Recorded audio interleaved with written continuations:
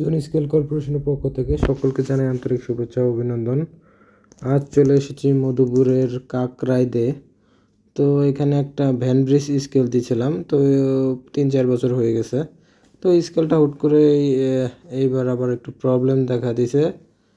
ব্যাটারিটা দুর্বল হয়ে গেছে এবং ক্যালিব্রেশনটা মানে ওজনটা অ্যাকুরেট করে দিতে হবে। তো সবার সাথে ক্যালিব্রেশনটা শেয়ার করতেছি। এটা হলো T7 মনিটর। এটা ক্যালিব্রেশন করার জন্য ফাংশন আর ক্লিয়ার দুইটা বাটন একসাথে চাপ দিয়ে ধরলে এই যে এরকম লেখা আসবে 3টা 0। আর এটার পাসওয়ার্ড হচ্ছে 111। এই যে দেখেন আমি 0 চাপলে সংখ্যা বাড়বে আর টেয়ার হলো লেফট রাইট হবে। তো দেওয়ার পরে হোল্ডে চাপ দিলাম, D10 রাখলাম যেহেতু 1 কেজি গ্রাডুয়েশন করব, DP1 রাখলাম 1 ঘর।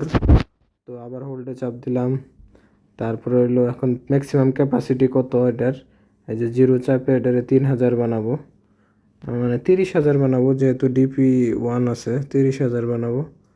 তো 3 টন হইলো। তারপরে হলো হোল্ডে চাপ দেব, নো লোড। এখন স্কেলে কোনো লোড নাই, এটা 0 ক্যালিব্রেশন। তো তারপরে হলো আবার হোল্ডে চাপ দিলে এই যে একটা লেখা আসার পরে লোড লেখা আসলো। লোড লেখা আসলে আমরা স্কেলে ওজন দিয়ে দিব আর কি।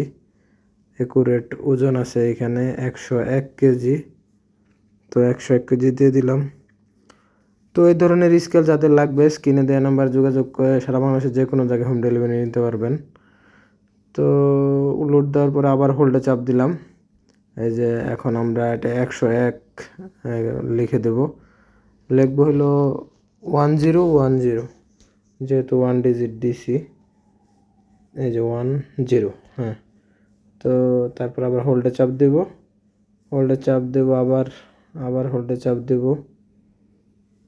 তারপর আবার এই যে 101 কেজি শো করতেছে, হয়ে গেছে। ভিডিওটি দেখার জন্য ধন্যবাদ।